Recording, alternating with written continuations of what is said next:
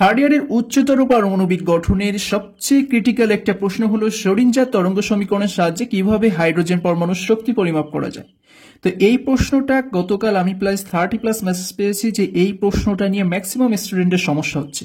বিশেষ করে এই প্রশ্নের সঠিক ব্যাখ্যা বা সঠিক অ্যান্সার কোনো বই গাইডে খুঁজে পাওয়া যাচ্ছে না। মানে অনেকটাতে শক্তি সমীকরণকে একটু ভিন্নভাবে ব্যাখ্যা করা আছে বা কোনো জায়গায় একটু ভুল ইনফরমেশন দেওয়া আছে। তো দেখো, আমি আজকে চেষ্টা করেছি যথেষ্ট ত্রুটিমুক্ত একটা সমাধান তোমাদের সামনে প্রেজেন্টেশন করার। তো আমাদের প্রশ্নটা বলা হচ্ছে শ্রোডিঞ্জার তরঙ্গ সমীকরণের সাহায্যে হাইড্রোজেন পরমাণুর শক্তি পরিমাপ করতে হবে। তাহলে আমাদের শুরুতে প্রয়োজন কি? একটা শ্রোডিঞ্জার তরঙ্গ সমীকরণ যেখান থেকে আমরা হাইড্রোজেন পরমাণুর শক্তি পরিমাপ করতে পারবো। তো সেই শ্রোডিঞ্জার তরঙ্গ সমীকরণটা কি সেটা আগে আমরা জেনে নেই। এই যে পোলার স্থানাঙ্ক দ্বারা প্রকাশিত হাইড্রোজেন পরমাণুর জন্য শ্রোডিঞ্জারের তরঙ্গ সমীকরণ হলো এইটা, ঠিক আছে? তাহলে এই সমীকরণটা তোমরা ফুল মুখস্থ করে নিবা, কারণ আমরা এই সমীকরণ থেকেই আমাদের যে কাঙ্ক্ষিত অ্যান্সার হাইড্রোজেন পরমাণুর শক্তি পরিমাপের সমীকরণ পেয়ে যাব। তো এই সমীকরণে খেয়াল করে দেখো তিনটা চলক আছে, তিনটা চলক, একটা হলো আর, একটা হলো থিটা, একটা হলো ফাই। তাহলে এই সমীকরণকে আমরা যখন মডিফাই করব এটা কি হবে? টোটালি তিনটা পার্টে ভাগ হয়ে যাবে। একটা পার্টে শুধু আর চলক থাকবে, একটা পার্টে শুধু থিটা চলক থাকবে, আরেকটা পার্টে শুধু ফাই চলক থাকবে, ঠিক আছে? তো আমরা এটাকে তিনটা পার্টে বিভক্ত করে ফেলবো, যেটাকে বলে চলক পৃথকীকরণ। তো এইটাকে আমরা কিভাবে করি একটু শর্টকাটে খেয়াল করো। আমি এই প্রশ্নটা একেবারে শর্টকাটে আলোচনা করে দিচ্ছি। এখানে প্রথমে আমরা হাইড্রোজেন পরমাণুর জন্য শ্রোডিঞ্জার ওয়েভ ইকুয়েশন নেব, যেটা হলো এই, ক্লিয়ার? এখন এই সমীকরণ কি? এই সমীকরণকে মডিফাই করে আমাদের হাইড্রোজেন পরমাণুর শক্তি পরিমাপের একটা সমীকরণ বের করতে হবে। তার জন্য আমরা এটাকে মডিফাই করলে এটা তিনটা পার্টে ভাগ হয়ে যাবে। একটা পার্টে চলে যাবে শুধুমাত্র এই আর চলক, আরেকটা পার্টে চলে যাবে শুধুমাত্র থিটা চলক, এটা হবে থিটা, আরেকটা পার্টে চলে যাবে শুধুমাত্র এরকম একটা ফাই চলক, ঠিক আছে? তো তিনটা পার্টে বিভক্ত হওয়ার মাধ্যমে আমরা তিন ধরনের সমীকরণ পাবো, একটা আর এর সমীকরণ, একটা থিটার সমীকরণ, একটা ফাইয়ের সমীকরণ। আর এর সমীকরণটা হবে ঠিক এইরূপ, থিটা হবে এটা, এবং ফাই হবে এই সমীকরণটা। তো এই তিনটা সমীকরণের ভিতরে খেয়াল করলে দেখবা কোনো জায়গায় ই নেই, আছে? এই দুইটার কোনো জায়গায় শক্তি প্রকাশের সমীকরণ ই নেই, আছে কোথায়? অনলি পোলার স্থানাঙ্ক আর এর সমীকরণে ই আছে। তাহলে আমাদের প্রশ্নটা ছিল কি? শ্রোডিঞ্জার তরঙ্গ সমীকরণ দিয়ে আমরা হাইড্রোজেন পরমাণুর শক্তি পরিমাপ করবো। শক্তি মানে কি? ই পরিমাপ করতে হবে, অর্থাৎ ই এর একটা সমীকরণ আনতে হবে। তো আমরা সেই ই এর সমীকরণটা কোন জায়গা থেকে পাবো? আর এর সমীকরণ থেকে। তো এই আর এর সমীকরণকে আমরা মডিফাই করে ই এর একটা সমীকরণ পাই, যেটা হলো en = -2π² me4/n²² এইটাকেই বলা হয় হাইড্রোজেন পরমাণুর শক্তি পরিমাপের সমীকরণ। আর এভাবেই আমরা শ্রোডিঞ্জার ওয়েভ ইকুয়েশন থেকে প্রথমে আর এর সমীকরণ, তারপর শক্তি সমীকরণ পেয়ে যাই, ঠিক আছে? তো এইটাকে আমরা এখন বিস্তারিতভাবে একটু তোমার দেখাই দেই যে তোমরা এটাকে কিভাবে লিখবা বা কিভাবে বুঝতে পারবা। তো আমরা এই 1 নম্বর সমীকরণকে তাহলে তিনটা পার্টে ভাগ করে নেব, যেটাকে চলক পৃথকীকরণ বলছে। এখন আমাদের কাজ কি? এখন আমাদের কাজ হলো এই যে তরঙ্গ ফাংশন সাই আছে না, এটাকে বলে তরঙ্গ ফাংশন সাই। এটাকে আমরা ধরে নিব তিনটা ফাংশনের গুণফল হিসেবে। সেই তিনটা ফাংশন কি কি খেয়াল করো, একটা হলো আর, একটা হলো থিটা, একটা হলো ফাই। এই তিনটা ফাংশনের গুণফল হিসেবে আমরা এই তরঙ্গ ফাংশন সাইকে কাউন্ট করে নিব, ঠিক আছে? এখন আবার তাহলে দেখো এই সাই = কি হবে? আর গুণ থিটা গুণ ফাই। বাট এখানে একটু সমস্যা আছে, সেটা হচ্ছে আমরা আবার এই আর থিটা ফাইকে যথাক্রমে বড় হাতের হার, বড় হাতের টি, বড় হাতের এফ দিয়ে প্রকাশ করে নিচ্ছি। তাই আমরা দেখো এই আমরা লিখবো কি? ছোট হাতের আর এর ফাংশন, বড় হাতের আর, ঠিক আছে? ছোট হাতের থিটা এর ফাংশন, সরি এটা হলো কি? থিটা এর ফাংশন টি, এই যে টি থিটা। আচ্ছা, ফাই এর ফাংশন এফ, এই যে এফ ফাই, ঠিক আছে? তাহলে এই তিনটা গুণফল কিসের সমান? তরঙ্গ ফাংশন সাই এর সমান, তাই আমরা বাম পাশে লিখবো সাই। আবার দেখো এই আর থিটা ফাই এর গুণফল যেহেতু সাই, তাই আমরা এটাকে লিখবো সাই আর থিটা ফাই। এই আর থিটা ফাইকে আমরা কি করব? সাবস্ক্রিপ্ট হিসেবে লিখবো, ওকে? মানে নিচে একটু ছোট করে ব্যাখ্যা আকারে লিখবো। এখন আমরা যদি এই ক্যাপিটাল গুলোকে অ্যাভয়েড করি তাহলে আমাদের সমীকরণটা আসে সাই = RTF। আমরা শুধুমাত্র কি করলাম? বড় হাতের গুলোকে অ্যাকসেপ্ট করলাম, ক্যাপিটাল গুলোকে অ্যাভয়েড করলাম। আচ্ছা, সরি, আমরা এখন এই যে তোমার আর থিটা ফাই এটার যেহেতু আমরা দুই পাশে সেম আছে, আমরা ওটাকে অ্যাভয়েড করে শুধুমাত্র সাই = RTF লিখে রাখলাম, ওকে? এটা হলো আমাদের দিয়ে নিলাম কি? 3 নম্বর সমীকরণ, যদিও আমাদের এর আগে 2 নম্বর সমীকরণ চলে এসছে এটা। আচ্ছা, এখন খেয়াল করো এই সাই = RTF এটাকে আমরা 3 স্টেপে ব্যবকলন করব। এটাকে আমরা কেন ব্যবকলন করব? একটাই কারণ, এর অর্থ হচ্ছে এইখানে দেখো ডেল সাই বাই ডেল আর আছে। এর অর্থ কি? আর এর সাপেক্ষে সাই এর ব্যবকলন। এখানে আছে del psi by del theta, theta, মানে থেটা এর সাপেক্ষে সাই এর ব্যবকলন। এখানে আছে কি del square psi by del phi square, অর্থাৎ এর অর্থ হলো ফাই এর 2 বারের সাপেক্ষে ব্যবকলনের সাপেক্ষে সাই এর ব্যবকলন। ঠিক আছে, মানে সাই এর 2 বারের সাপেক্ষে, এটা হচ্ছে ফাই এর 2 বার ব্যবকলন করলে সাই এর একটা ডিফারেন্সিয়েট মান আসবে। তাহলে আমাদের এই তিনটা মানে কিন্তু জানার প্রয়োজন, না হলে আমরা এই সমীকরণকে মডিফাই করতে পারবো না। তো তিনটা মান আমরা কিভাবে জানবো? এই যে একবার আমরা আর এর সাপেক্ষে সাইকে ব্যবকলন করব, একবার থেটা এর সাপেক্ষে সাইকে ব্যবকলন করব, আর একবার ফাই এর সাপেক্ষে সাইকে ব্যবকলন করব। তাই দেখো আমরা এখানে 3 বার ব্যবকলনটা করেছি, এই যে খেয়াল করো। ওকে, তাহলে প্রথম স্টেপে আমরা কি করলাম, আর এর সাপেক্ষে ছোট হাতের আর এর সাপেক্ষে এই সাইকে ব্যবকলন করলাম, পরের স্টেপে থেটা এর সাপেক্ষে সাইকে ব্যবকলন করলাম, তারপর ফাই এর সাপেক্ষে সাইকে ব্যবকলন করলাম। ঠিক আছে, তাহলে আমরা যখন এই আর এর সাপেক্ষে এই সাইকে ব্যবকলন করব, তখন আমাদের কি হবে? তখন আমাদের শুধু এই আর এর মানটাই ব্যবকলনযোগ্য হবে, বাকি যে দুইটা থাকবে তারা কনস্ট্যান্ট হিসেবে কাজ করবে। ঠিক আছে, মানে টি আর এফ কনস্ট্যান্ট হিসেবে কাজ করবে। আর এর মান ছিল কোনটা? আর এর ফাংশন ছিল আর, তাই আরটাই ব্যবকলন রাশি হিসেবে সাথে থাকবে। যেহেতু ছোট হাতের আর এর সাপেক্ষে ডিফারেন্সিয়েটটা করছি, ও তো তাহলে সাপেক্ষে মানে নিচে থাকবে। ঠিক আছে, ডেল ডেল আর অফ আর, মানে আর এর সাপেক্ষে এই আর এর ব্যবকলন। ঠিক আছে, এটা কিভাবে এসছে? এটা মূলত সাইয়ের ব্যবকলনের মাধ্যমে এসছে। আমরা আর এর সাপেক্ষে সাইকে ব্যবকলন করেছি, ফলে সাইয়ের মান অটোমেটিক্যালি ব্যবকলন হয়ে গেছে।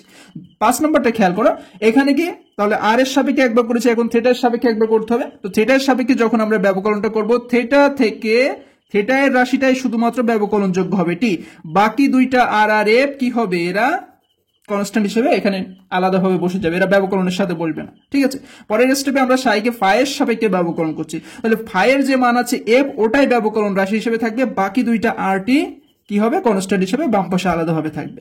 এখন দেখো আমাদের এখানে ফাই এর কি মান আসছে? সিঙ্গেল মান আসছে, বাট আমাদের মানটা দরকার কি? ফাই এ স্কোয়ার, তাই না? ফাই এ স্কোয়ার দেখো, মানে কি ফাই এর 2 বার ব্যবকলন করলে ফাই স্কোয়ার হবে। তাই আমরা এই 6 নম্বর রাশিকে আরো একবার ব্যবকলন করে আমরা এই ফাই কে ফাই এ স্কোয়ার বানাবো, আর ডেল সাই হয়ে যাবে ডেল স্কোয়ার সাই। এটা কিন্তু সিস্টেম যে ডেল ডেল ফাই কে del del phi of psi, মানে এই সাইকে 2 বার ব্যবকলন করলে হয় del square by del phi square of psi. তাহলে আরটি তো কোনো চেঞ্জ হবে না, কারণ ওটা তো কনস্ট্যান্ট হিসেবে আছে, বাট এই del F by del psi change হয়ে যাবে। এটা হয়ে যাবে del square by del psi square, del square by del psi square of F, of F. Clear? কোন রাশিকে ব্যবকলন করলে ডেল হয়ে যায় ডেল স্কোয়ার, নিচে ডেল আর যার সাপেক্ষে করা সেটা পুরোটা স্কোয়ার হয়ে যায়, এটা সিস্টেম। আর যাকে ব্যবকলন করা সেইভাবেই থাকে। ওকে, তাহলে আমরা এখন মোটামুটি সব মান পেয়ে গেলাম। এখন এই যে আমরা del psi by del r, del psi by del theta, del square psi by del phi square, এই যে del psi by del phi, এই চারটে মান আমরা এখন কোথায় বসিয়ে দেবো? দেখো, ও তার ভিতরে আবার 3 নম্বরের psi equal to R T F, এই সমস্ত টোটালি মান 3 থেকে 7 টোটালি মান আমরা এখন এই 1 নম্বরে বসিয়ে দিব। তাহলে 1 নম্বরের প্রতিটা জায়গা কিন্তু চেঞ্জ হয়ে যাবে, প্রতিটা জায়গা চেঞ্জ হয়ে যাবে। ঠিক আছে, এই সাইয়ের জায়গায় চলে আসবে আর টি এফ, এইখানে চলে আসবে ওই যে তোমাদের 7 নম্বর সমীকরণের মান, এখানে চলে আসবে 6 নম্বরের মান, আচ্ছা 6 নম্বর, এখানে 5 নম্বরের মান, এখানে চলে আসবে কোনটা? ওই যে তোমাদের 4 নম্বরের মান। ঠিক আছে, তাহলে এইভাবে আমরা 1 নম্বর সমীকরণ থেকে কি পাই দেখো। ওকে, চেঞ্জ করার পরে আমাদের ডিরেক্টলি এই সমীকরণটা চলে আসে। হ্যাঁ, এটা তোমরা দেখে নিবা যে চেঞ্জ করার পরে প্রতিটা জায়গা চেঞ্জ হয়ে গেছে। এই যে কোন জায়গাগুলো চেঞ্জ হয়ে গেছে আমি তোমাদের একটু মার্কিং করে দেখিয়ে দিচ্ছি। এই জায়গাগুলো কিন্তু সব চেঞ্জ হয়ে যাচ্ছে। ঠিক আছে, এটাকে আমরা ধরে নিলাম 8 নম্বর সমীকরণ। এখন দেখো আমাদের এই সমীকরণকে আরো ছোট করতে হবে। কিভাবে ছোটটা করবা? এই যে সব জায়গায় আর স্কোয়ার সাইন থেটা এসে ঝামেলা করে দিচ্ছে, আর স্কোয়ার সাইন স্কোয়ার থেটা। আচ্ছা, তো আর স্কোয়ার সাইন থেটা এখানে আছে, এখানে আর স্কোয়ার সাইন স্কোয়ার থেটা আছে, তো আমরা এদেরকে ভ্যানিশ করার জন্য কি করব? আর স্কোয়ার সাইন স্কোয়ার থেটা দ্বারা গুণ করে নেব। ঠিক আছে, আবার দেখো প্রতিটার ক্ষেত্রে টি এফ, আর এফ, আর টি এফ এসব আছে, তাই না? তাহলে আমরা যদি আর টি এফ দ্বারা কি করে নেই, ভাগ করে নেই, তো ওইগুলো ভ্যানিশ হয়ে যাবে। তো আমরা ওভারঅল রাশিটাকে r square sine square theta by r T f দ্বারা গুণ করে নিচ্ছি। তাহলে যেখানে যেখানে r square sine square theta আছে তারা কি হয়ে যাবে? তারা আউট হয়ে যাবে। আবার নিচে আর টি এফ ভাগ আকারে রাখার কারণে যেখানে আর টি এফ আছে সেগুলো আউট হয়ে যাবে। কিভাবে আউটটা হচ্ছে দেখো, জাস্ট প্রথমটা খেয়াল করো, প্রথম রাশিটা। এখানে আমরা কি করলাম? R square sine square theta by r T f দ্বারা যখন এটাকে গুণ করছি, আচ্ছা আর টি এফ আর এই উপরে টিএফ, তাহলে টিএফ কাটাকাটি হয়ে শুধু থেকে যায় আর, যেটাকে আমরা এই যে এখানে সিঙ্গেল ভাবে লিখেছি। ঠিক আছে, আবার দেখো আর স্কোয়ার সাইন স্কোয়ার থেটা, নিচে আছে কি শুধু এখানে আছে 1 বাই আর স্কোয়ার, তাহলে এই 1 বাই আর স্কোয়ার, এই আর স্কোয়ার দুইটা ভ্যানিশ হয়ে উপরে থাকে সাইন স্কোয়ার থেটা। ক্লিয়ার? আর এই রাশিটা যেভাবে ছিল সেইভাবে ডেল ডেল আর স্কোয়ার, টিএফ তো এর সাথে কাটাকাটি করে আউট হয়ে গেছে, ডেল আর বাই ডেল আর ওইভাবেই থাকবে। এবার এই রাশিটা খেয়াল করো, আর স্কয়ার সাইন স্কয়ার থিটা এ আর স্কয়ার সাইন থিটা, তাহলে দুইজনের ভিতরে কাটাকাটি করলে বাকি থাকে অনলি সাইন থিটা, এই যে যেটা এখানে বসছে। ওকে, আবার এই আর এফ আর আর টি এফ দুইটার ভিতরে কাটাকাটি করলে অনলি টিটা থাকে, যেটা আমরা এখানে লিখেছি। ডেল বাই ডেল থিটা যেভাবে ছিল, সাইন থিটা যেভাবে ছিল, আর এফ তো ভ্যানিশ হয়ে গেছে, del T by del theta. আচ্ছা, এই রাশিটা এবার খেয়াল করো, 1 by r square sine square theta, এই r square sine square theta সাথে আউট হয়ে যায়, থাকে কি শুধু 1 বাই আর টি এফ। আবার এই আর টি এফ এই আর টি এর সাথে কাটাকাটি হয়ে এখান থেকে থাকে অনলি এফ, এই যে 1 বাই এফ লিখেছি আমরা। আচ্ছা, আর বাকি থাকে কি del square F by del phi square. এখানে 8 pi square mu by H square যেভাবে ছিল আর টি এফ, এই আর টি এফ আর এইটি আর টি এফ কাটাকাটি হয়ে কিন্তু আউট হয়ে যায়, থাকে কি শুধুমাত্র আর স্কয়ার সাইন স্কয়ার থিটা থাকে, যেটাকে আমরা এই লিখে রেখেছি, কারণ এই আর কাটাকাটি হওয়ার কোনো সঙ্গী পায় না। আচ্ছা, ই প্লাস ই স্কয়ার বাই আর থাকে, ওটাকেও আমরা লিখে নিলাম। আচ্ছা, এখন দেখো আমরা এখানে জাস্ট একটা কাজ করব, সেটা হচ্ছে শুধুমাত্র এই আর আর থিটা, আর আর থিটা এই দুইটাকে আমরা বাম পাশে রাখবো, ঠিক আছে। আর এর সমীকরণ, থিটা এর সমীকরণ, এই যে থিটা, এটাও কিন্তু থিটার সমীকরণ, তিনটা থিটার সমীকরণ দুইটা আছে, একটা আর একটা থিটা, এই একটা থিটা। তো আর আর থিটা গুলোকে আমরা বাম পাশে রেখে এই ফাই এর সমীকরণটাকে আমরা ডান পাশে পাঠাবো, তাহলে প্লাস ফাই এর সমীকরণ বাম পাশে, ডান পাশে গিয়ে কি হয়ে যাবে, মাইনাস ফাই হয়ে যাবে, ঠিক আছে। এটাকে আমরা ধরে নিলাম কি 9 নম্বর সমীকরণ। এই সমীকরণের বাম পাশে দেখো অনলি দুইটা চলক আছে, একটা হচ্ছে আর একটা হচ্ছে থিটা, আর ডান পাশে গেছে অনলি একটা চলক ফাই আছে, তাই না। তো এই চলকের মান যাই হোক না কেন, এই উভয় পাশের সমীকরণের মানই সমান হবে, যদি কি হয়, যদি এদের মান একই ধ্রুবকের সমান হয়, মানে এটাও এই ডান পাশের অংশটাও যদি একটা ধ্রুবকের সমান হয়, সেই ধ্রুবকের সমান যদি বাম পাশের অংশটাও হয়, তাহলে এই দুইটা সমান হবে। সেই ধ্রুবকটাকে আমরা ধরে নিলাম কি এম এ স্কয়ার, ঠিক আছে। এই ধ্রুবকটাকে আমরা ধরে নিলাম এম এ স্কয়ার, এই যে আমরা ধরে নিলাম এই সেই ধ্রুবক এম স্কয়ার, যা দ্বারা ডান পক্ষ বাম পক্ষ দুইটাই সমান হয়। তাহলে আমরা এই ডান পক্ষ ইকুয়াল টু লিখবো এম স্কয়ার, এই বাম পক্ষ ইকুয়াল টু লিখবো এম স্কয়ার, ক্লিয়ার। তাহলে ডান পক্ষ ইকুয়াল টু যখন আমরা এম স্কয়ার লিখবো, এটাকে আবার বিয়ে করলে, তোমার মডারেট করলে কি হবে দেখো, এখানে একটা বোঝার বিষয় আছে। প্রথমত এই মাইনাস 1 বাই এফ তো ডান পাশে গিয়ে মাইনাস এফ হয়ে যাবে, 1 বাই এফ উল্টে গিয়ে কি হয়ে যাবে, শুধু এফ হয়ে যাবে। আবার উভয় পাশে গিয়ে যদি আমরা মাইনাস 1 দিয়ে গুণ করি, এই মাইনাস ভ্যানিশ হয়ে এখানে কি হয়ে যাবে, মাইনাস হয়ে যাবে, তাই না। বাট আমাদের প্রশ্ন হচ্ছে ডেল কেন ডি হয়ে গেল। ডেল হচ্ছে আংশিক ব্যবকলন আর ডি হচ্ছে পূর্ণ ব্যবকলন।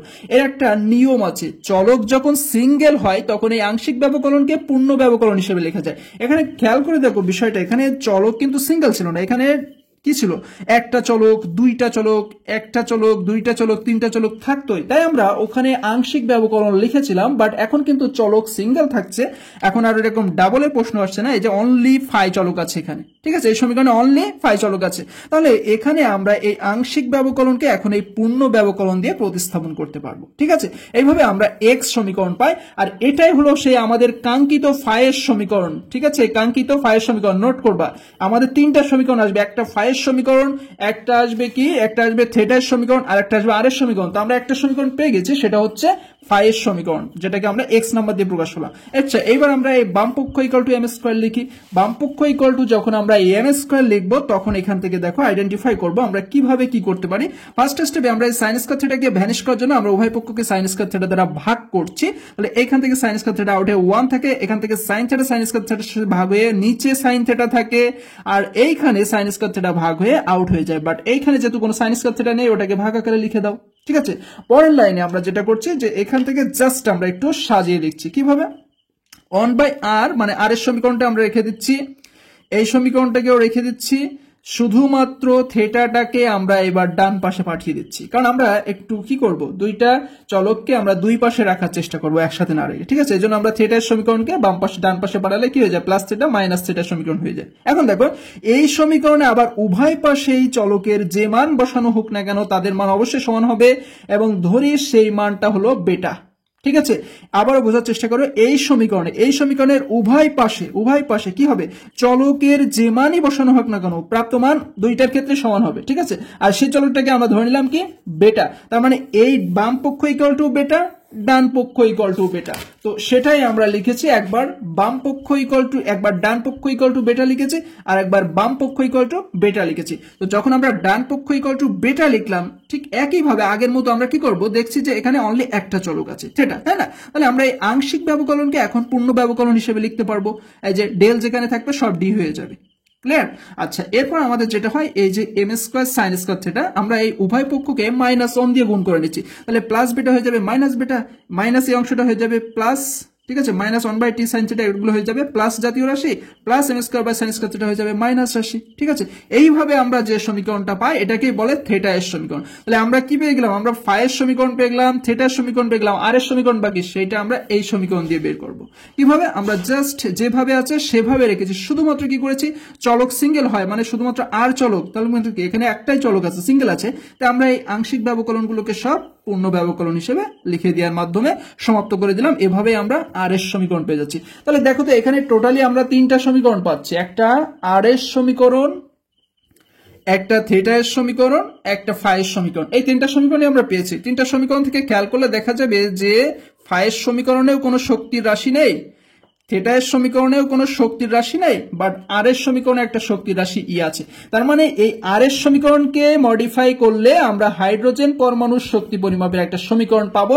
সেই সমীকরণটা কি খেয়াল করে দেখো, সেই সমীকরণটা হচ্ছে আমরা ঠিক এইভাবে লিখব যে হাইড্রোজেন পরমাণু স্থিত ইলেকট্রনের শ্রোডিঞ্জার সমীকরণকে এক চল রাশি বিশিষ্ট সমীকরণে পৃথক করার পর কেবলমাত্র আর যুক্ত সমীকরণের মধ্যেই ইলেকট্রনের মোট শক্তির উপস্থিতি লক্ষ্য করা যায়। তাই এই আর যুক্ত সমীকরণকে সমাধান করে আমরা কি করি, হাইড্রোজেন পরমাণুতে ইলেকট্রনীয় শক্তি সম্পর্কে ধারণা পাই। আর এটাকে যদি কোয়ান্টাম শর্তের সাপেক্ষে আমরা সমাধান করতে পারি তাহলে দেখতে পারি যে হাইড্রোজেন পরমাণুতে ইলেকট্রনের মোট শক্তি আসে En = -2πa²me4/n²h²। আর এই সমীকরণের মাধ্যমেই আমরা হাইড্রোজেন পরমাণুর শক্তি পরিমাপ করতে পারি। En দ্বারা বোঝাচ্ছে কি, হাইড্রোজেনের n তম কক্ষপথের শক্তি। ক্লিয়ার? m হলো হাইড্রোজেনের যে ইলেকট্রনের ভর, আর তারপর তোমার ই হলো চার্জ, n হলো প্রধান কোয়ান্টাম সংখ্যার মান যা 1, 2, 3 হয়। আচ্ছা, এই হলো প্ল্যাঙ্কস কনস্ট্যান্ট। এইভাবে বা এই সমীকরণ দিয়েই আমরা হাইড্রোজেন পরমাণুর শক্তির মান নির্ণয় করতে পারি। এই সমীকরণটা কোথা থেকে পেলাম? ওই যে শ্রোডিঞ্জার ওয়েভ ইকুয়েশন থেকে পেলাম। তাহলে কি আমাদের প্রশ্ন এখন খাটছে যে শ্রোডিঞ্জার তরঙ্গ সমীকরণের সাহায্যে হাইড্রোজেন পরমাণুর শক্তি পরিমাপ করা যায়। এখন তোমরা আমাকে বলতে পারো যে আর এর সমীকরণ থেকে কিভাবে এটা আমরা পেলাম? দেখো, এর একটা বড় ব্যাখ্যা আছে। এখন এত ব্যাখ্যা তোমরা এক প্রশ্নের ভিতরে লিখতে পারবে না। তোমরা শুরুতে যেটা করবা, তোমরা এই আর এর সমীকরণ পর্যন্ত আসার পরে, মানে এই তিনটা সমীকরণ তো তোমাদের বের হবে, তাই না?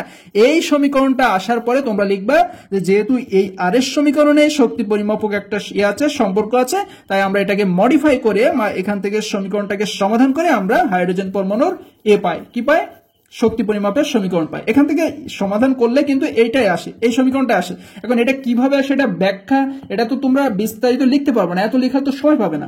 বাট তোমরা যদি বুঝতে চাও, দেখো এটা কিন্তু মিনিমাম 2 পেজের একটা ব্যাখ্যা আছে। এই যে এটা তোমাদের ফাইনাল ইয়ার ফিজিক্যাল 4-এ আমি এটা আলোচনা করে দিয়েছি, বাট এটা তোমাদের জন্য আমার মনে হয় কার্যকর হবে না। এর সম্পূর্ণ 2 পেজের একটা ব্যাখ্যা আছে, যার মাধ্যমে আমরা বলতে পারি যে এই আর নির্ভরশীল সমীকরণ থেকে আমরা হাইড্রোজেনের শক্তি পরিমাপক সমীকরণ পাই। ঠিক আছে, এই 2 পেজের ব্যাখ্যা কিন্তু তোমাদের লেখা পসিবল না। এই জন্য তোমাদের এত বোঝার দরকার নেই। তোমরা ওই আর এর সমীকরণ পর্যন্ত লিখে বলবা যে ওটাকে সমাধান করে এরকম একটা শক্তির সমীকরণ পাওয়া যায়, যেটাকে বলে শ্রোডিঞ্জার সমীকরণের সাথে হাইড্রোজেনের শক্তি পরিমাপক সমীকরণ। আশা করি প্রশ্নটা তোমরা কিছুটা হলেও বুঝতে পেরেছো।